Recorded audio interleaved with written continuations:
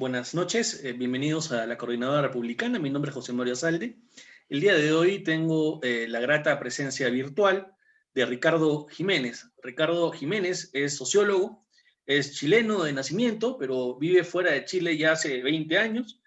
Es docente universitario y es director de la ONG Fórum Solidaridad Perú. ¿Qué tal, Ricardo? ¿Cómo te encuentras? Muy bien, contento de estar en tu programa y felicitando tu gran trabajo. Muchas gracias, muchas gracias. Bueno, eh, quería conversar contigo porque tú eres una persona que ha estudiado los movimientos sociales, ¿no?, en América Latina, y quería consultarte con respecto a las últimas elecciones.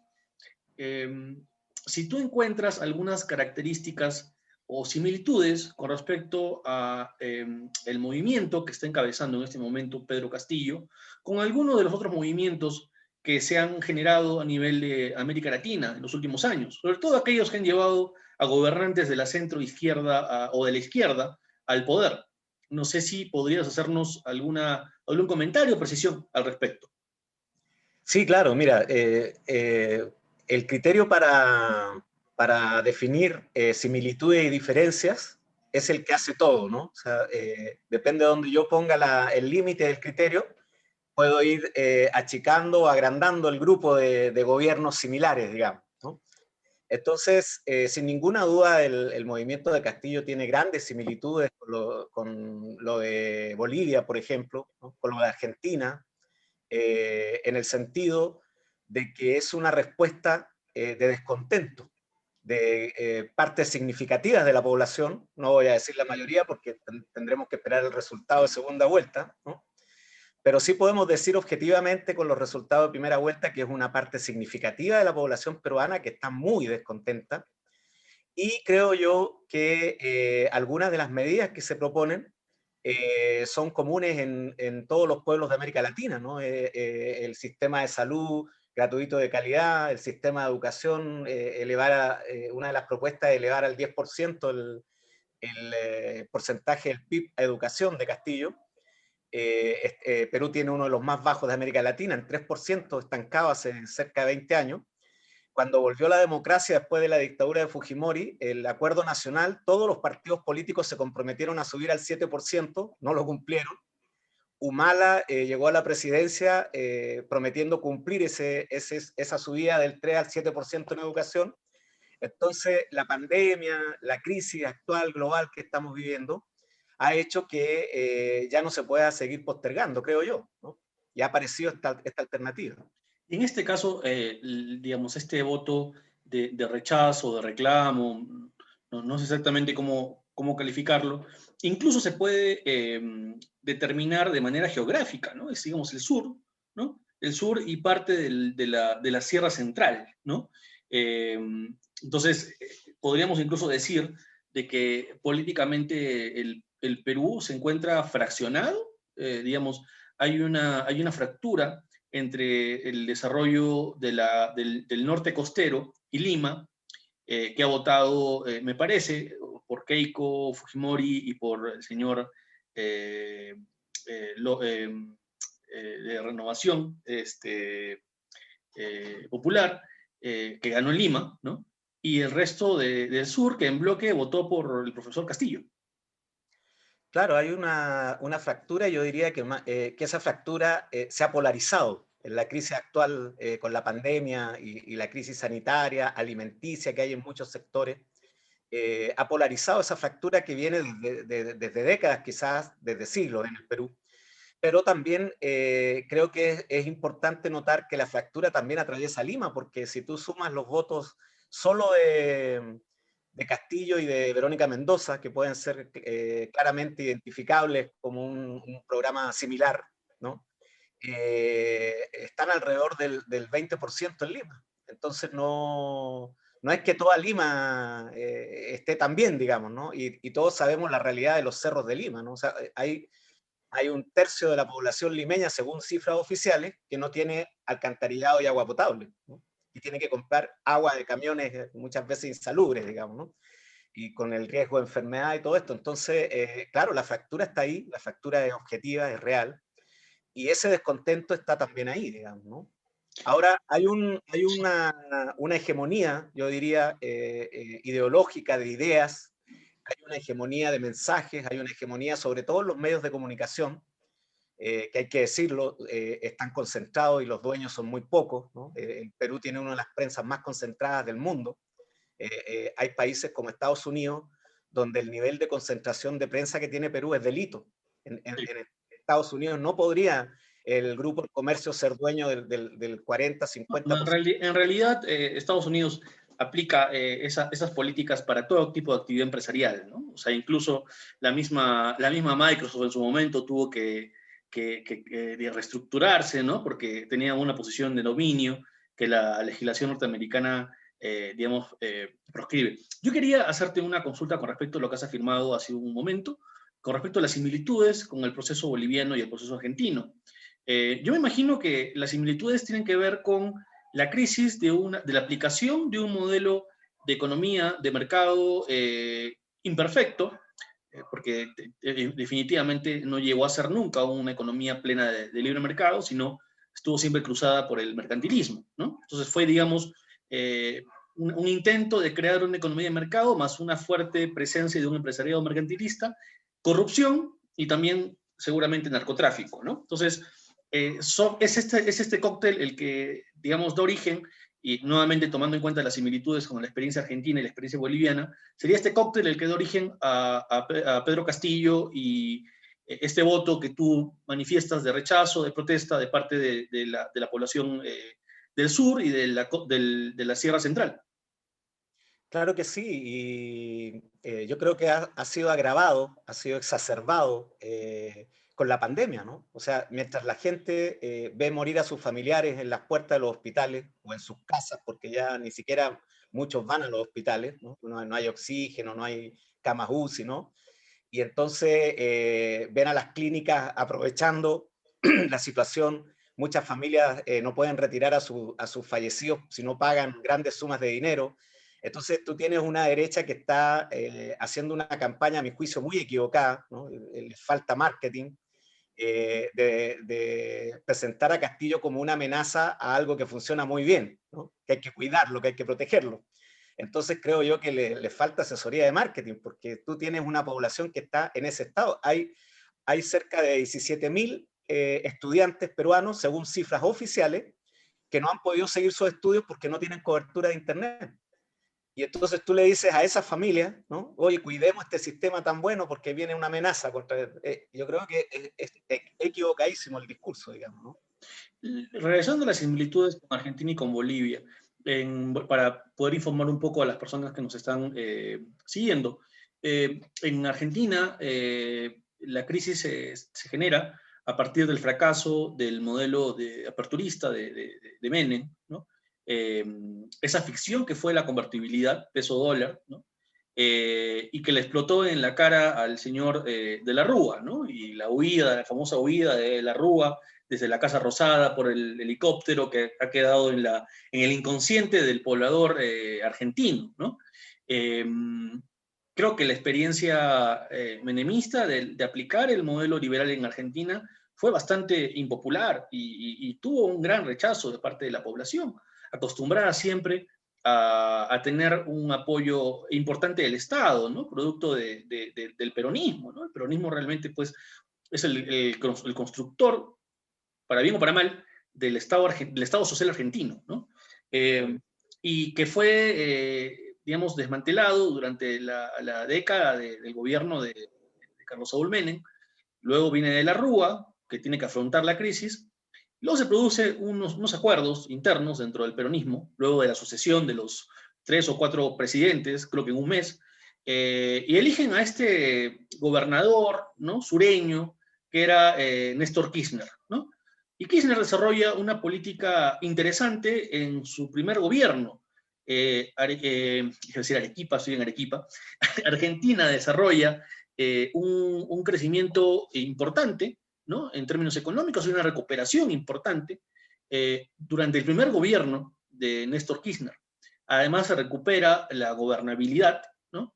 Y yo creo, y también porque lo he visto y lo he vivido, yo he radicado un tiempo en Argentina, creo que el proceso de radicalización del kirchnerismo se da con la muerte de, bueno, primero con la pelea con los agricultores, ¿no? Con la sociedad rural, ¿no? Con el campo, como le dicen allá, ¿no?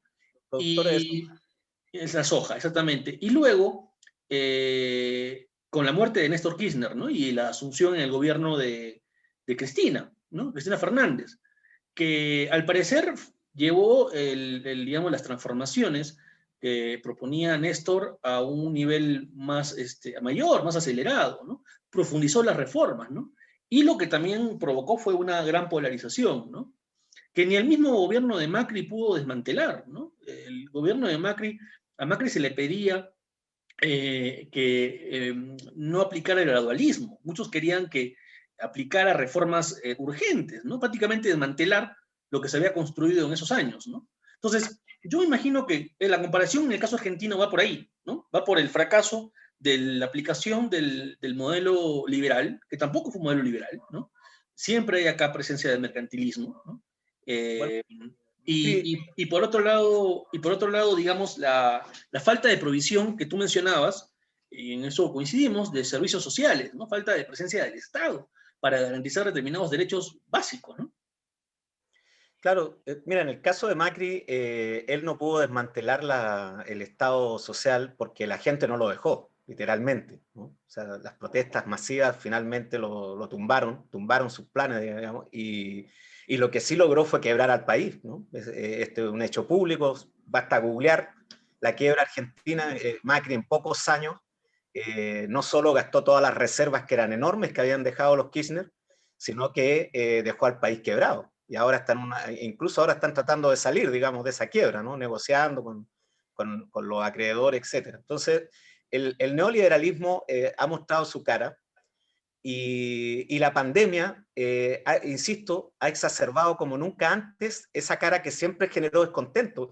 No es, o sea, es un hecho absolutamente simbólico que el Fondo Monetario Internacional esté recomendando que se haga una renta básica universal, que los estados le den a los ciudadanos un salario ciudadano. O sea, que el Fondo Monetario, si hace 2 años atrás alguien no hubiese dicho eso, ninguno de nosotros habría creído que era posible, ¿verdad? Entonces, la crisis no se puede subestimar, no hay forma de subestimar la gravedad de esta crisis. Y no se va a resolver si no tiene respuestas. Eso es lo que está detrás de las elecciones y de estos gobiernos en toda América Latina. Ojo, estamos hablando en el caso de Argentina del desarrollo del proceso argentino, más no hemos mencionado, digamos, los errores, las equivocaciones y también los presuntos actos de corrupción que han sido acusados la gente del entorno del gobierno de Cristina Fernández, ¿no?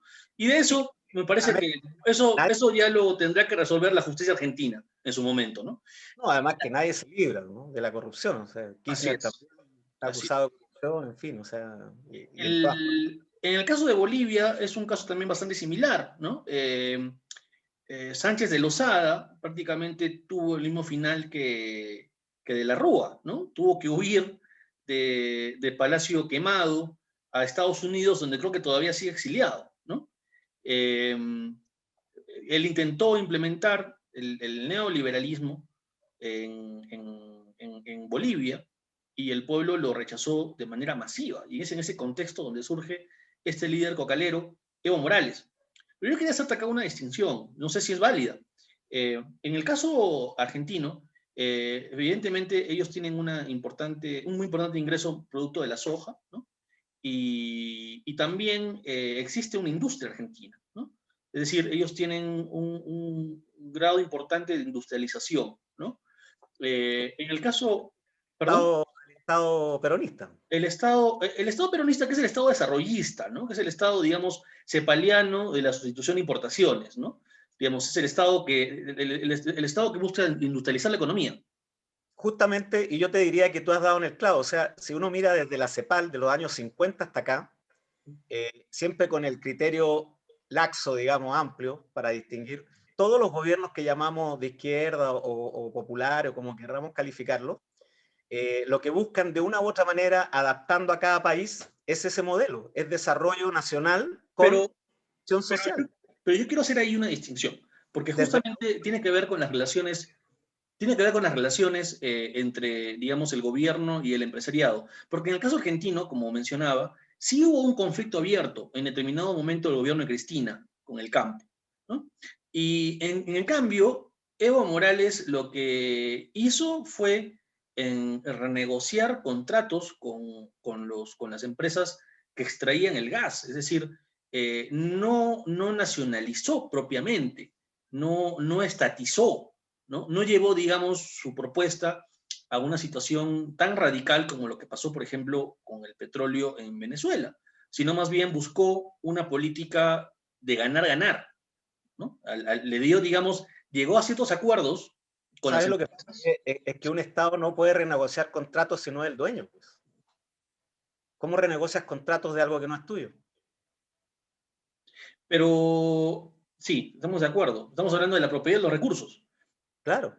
pero digamos, la estrategia de Evo Morales En Bolivia se fue, nacionalizaron los recursos bajo el gobierno de Evo Morales, por eso que pudo renegociar. pero no salieron, digamos, corriendo las empresas, ¿no? No, Eh, pero hubo intento de golpe, hubieron 50 muertos cuando se hizo esa renegociación, hubo incluso intentos de separar una parte del país, la región de Pando. Eh, Hay que recordar, a veces uno tiene mala memoria, pero no fue fácil. O sea, los cambios nunca son fáciles, ¿no? Uno no puede engañarse en eso. y una pregunta, Ricardo, Hablemos ¿y de por Chile, que qué? es mi país. Sí, Hablemos de Chile. Chile se está cayendo a pedazos. El neoliberalismo después de 20 años. sí. Yo quiero hablar de Chile, pero antes quiero hablar de un modelo que nos es más conocido, que es el modelo también ecuatoriano, que tú no has mencionado. Ecuador tiene sus propias características.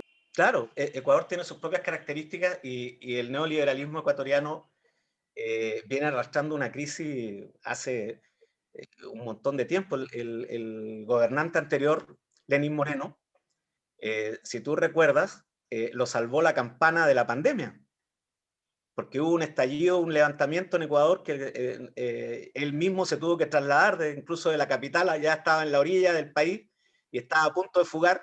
Cuando llegó la pandemia y cambió todo, ¿no? Y la cuarentena, ya la gente no pudo salir. Piñera en Chile igual. Piñera había un estallido social que era Walking Dead, muerto caminando Piñera, y lo Yo me salvó la... refiero, claro, yo me refiero a un escenario prepandemia, o sea, la llegada al poder de estos gobernantes reformistas, ¿no? Ya hemos visto el tema de Néstor y de Cristina, hemos visto el tema de Evo, y ¿por qué no considerar el caso ecuatoriano con Correa, haciendo un paralelismo con lo que sucede con Castillo, o no es válido? No se trataría de un movimiento que enarbola, digamos, cierta identidad cultural, autóctona, un liderazgo fuerte, indudablemente, y que fue lo que Correa logró al inicio. Y además hay un punto también de coincidencia y es el conservadurismo moral de las propuestas de Castillo y de Correa, ¿no? Ambos son moralmente conservadores, ¿no? Hipótesis que tiene que ver con la base rural fuerte, tanto peruana como ecuatoriana, Probablemente, sí. en estas apuestas, ¿no? Sí, o sea, de hecho, los centros, digamos, más desarrollados suelen ser más cosmopolitas, ¿no? Claro, Y las ciudades más alejadas de la costa suelen normalmente ser mucho más conservadoras, ¿no? Sí. en esa materia, digamos. Ujú, ujú. Sí, el caso de Correa es similar, lo que te decía, ¿no? O sea, si vemos que es la búsqueda del desarrollo nacional con inclusión social, con garantía de derechos, es el denominador común desde la CEPAL hasta aquí, atravesando todo. Pueden variar de país en país, etcétera. Tal como en la derecha, el modelo es que el Estado ojalá solo sirva funciones policiales y todo lo demás sea negocio de los privados. Esa es la apuesta de la derecha, puede variar de un país a otro, digamos, ¿no? Entonces, América Latina, desde los años 50 con Raúl Previs y la CEPAL hasta aquí, está en esa disputa. Es una disputa que lleva décadas y la estamos viviendo hoy día, con la diferencia que hoy día la pandemia ha exacerbado esa disputa. Ricardo, ahora sí hablemos de Chile.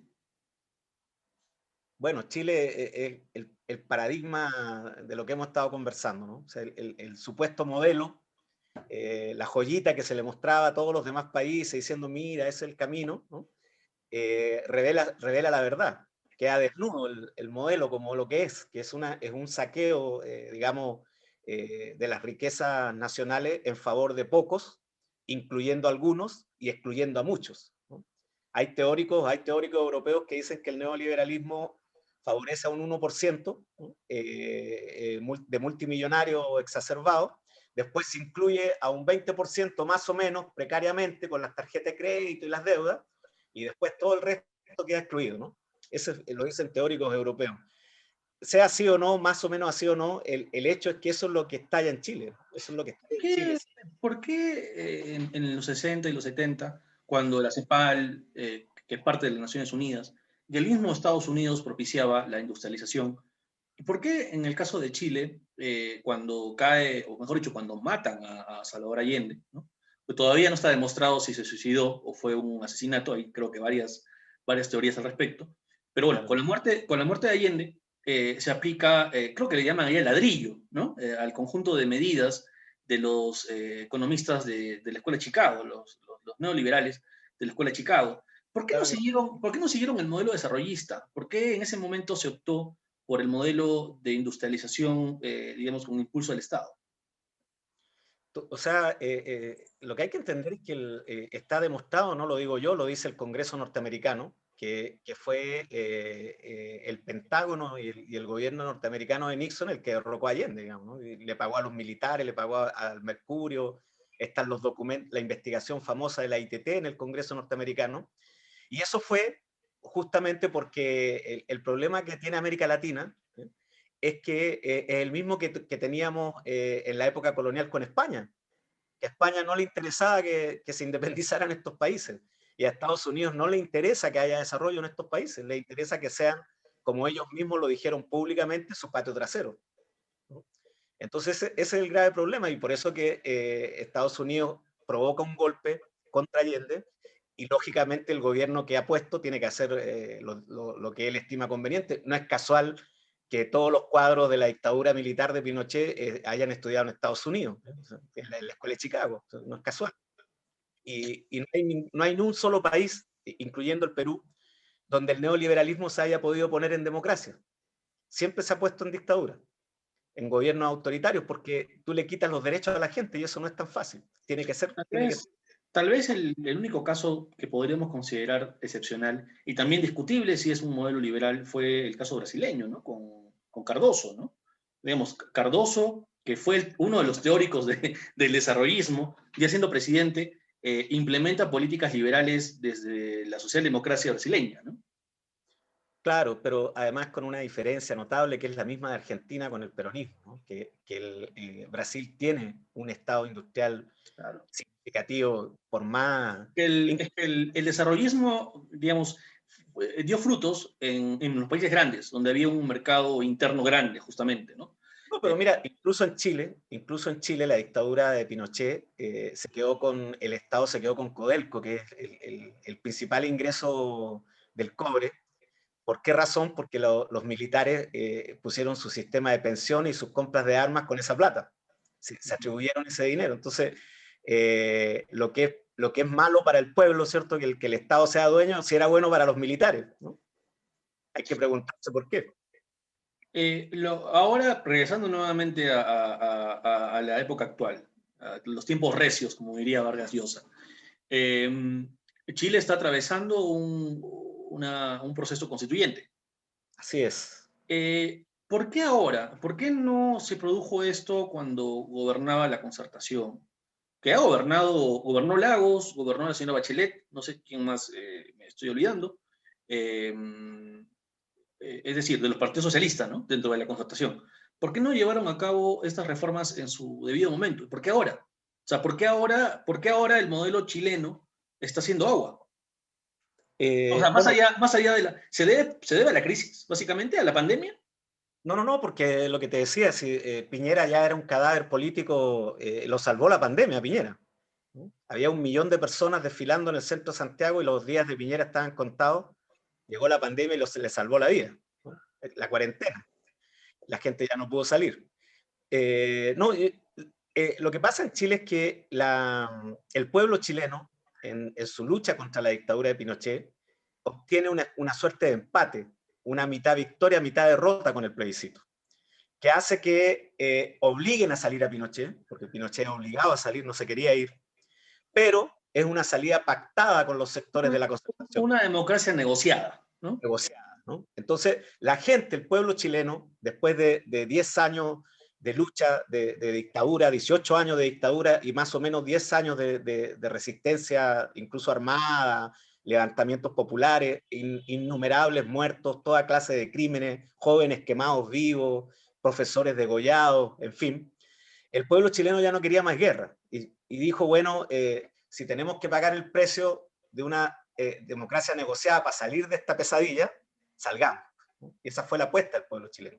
Y luego la concertación, hay que decirlo también, representaba una cara morigerada del neoliberalismo. O sea, Lago y sobre todo Bachelet. No, el primer gobierno de Lagos fue totalmente liberal. Claro, pero igual había muchos beneficios sociales y Bachelet los aumentó un montón. O sea, Bachelet sacó cosas que serían chavistas, como De el hecho, bono. Bachelet ya en su segunda campaña, ella ya mencionó el tema de la necesidad de una asamblea constituyente, si no me equivoco. Claro, claro, porque ya se venía haciendo eco y lo que ha pasado, bueno, igual que en Argentina con Macri, ¿no? Que el neoliberalismo de Piñera hizo estallar las cosas, ¿no? Tú sabes que todo empezó, el detonante, digamos, ¿no? Fue el alza del pasaje del metro, que es el más caro de América Latina, ¿no? Cuesta $2 un pasaje de metro en Santiago, a cualquier parte. $2 de ida, $2 de vuelta. Imagínate los trabajadores que ganan salarios mínimos, en fin. Los estudiantes, que además tienen que pagar ese pasaje. Entonces, estalló la cosa, ¿no? También creo que la educación, ¿no? Creo que había un problema de reclamo, incluso de jóvenes estudiantes escolares, con respecto al tema educativo. Yo quiero Claro. hacerte una pregunta final, estimado Ricardo, gracias nuevamente por aceptar esta entrevista. Y es el gran temor que tiene la población con respecto a la necesidad de que pueden tener estos gobernantes reformistas o revolucionarios, no lo sé, de necesitar, digamos, un gobierno, digamos, vertical, ¿no? Autoritario, y crear los candados para evitar de que los cambios que ellos hagan luego nuevamente, digamos,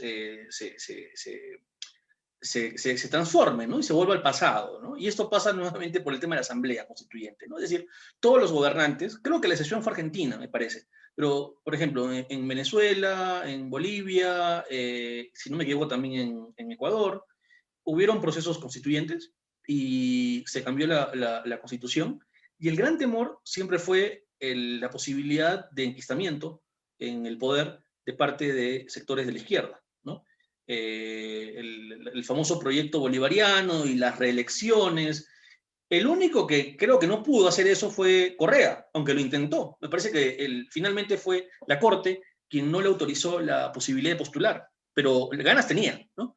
Y al menos Correa ahí sí dio, él dio al menos una señal democrática al decir, bueno, está bien, respeto, digamos, lo que decide la Corte en este caso, ¿no?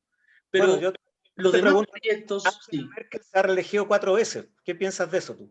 ¿Quién, En perdón? Alemania. Angela Merkel. Es ¿Qué, la Kaiser. qué piensas de eso? Sí, En Francia la reelección indefinida está permitida en la Constitución. ¿Qué piensas de eso? sí, ¿Por qué no hablamos de eso? ¿Por qué sí. no cuestionamos eso?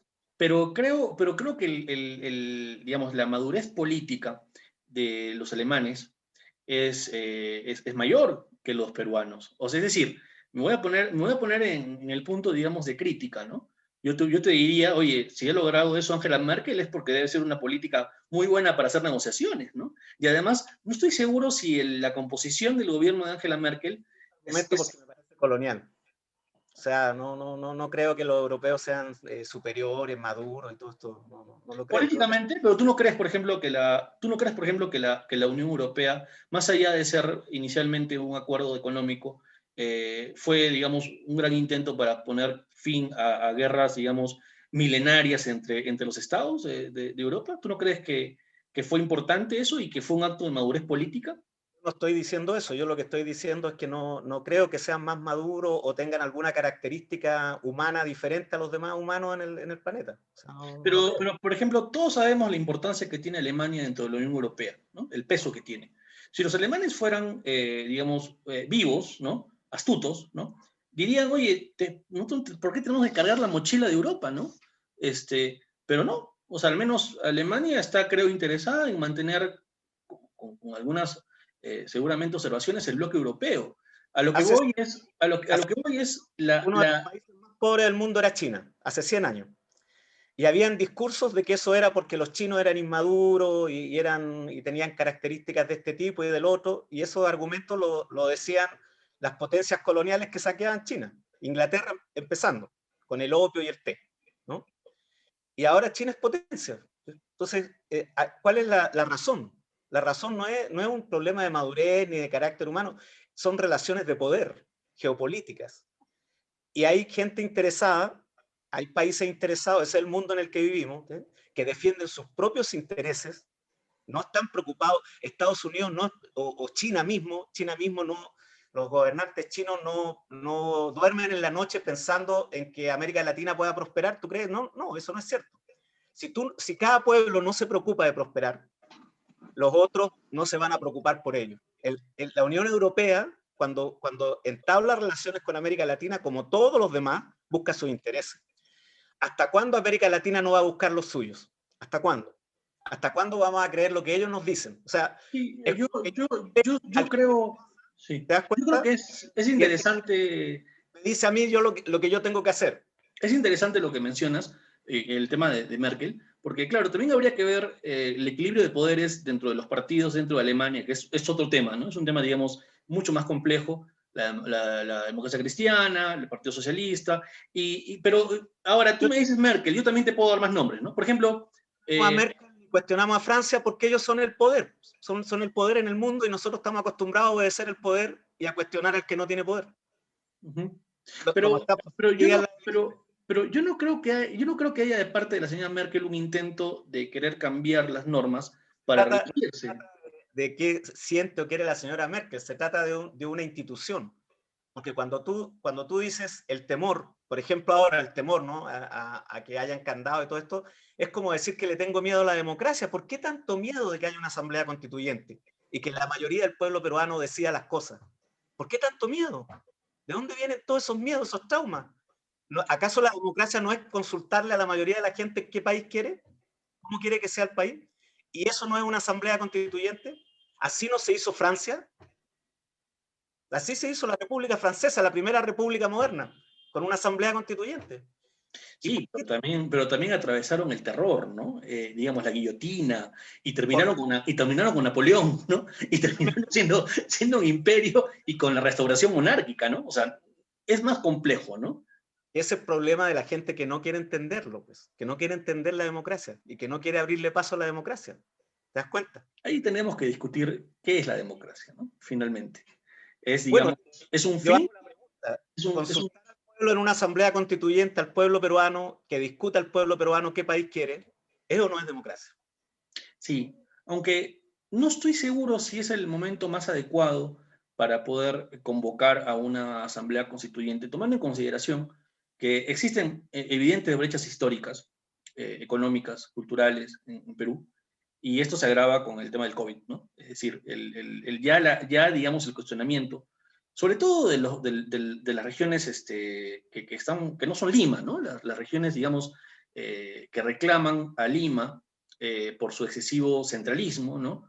Y reclaman el abandono histórico en las que se han visto sumergidas. Yo vivo en el sur, Yo creo yo que vivo eso en el no es sur tan... peruano.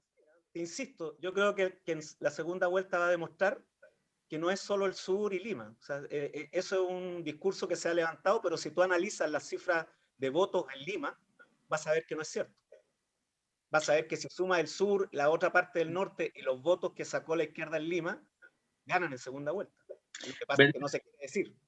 veremos, Se toma la cifra global y dice, ah, no, ganó la derecha en Lima, que es cierto.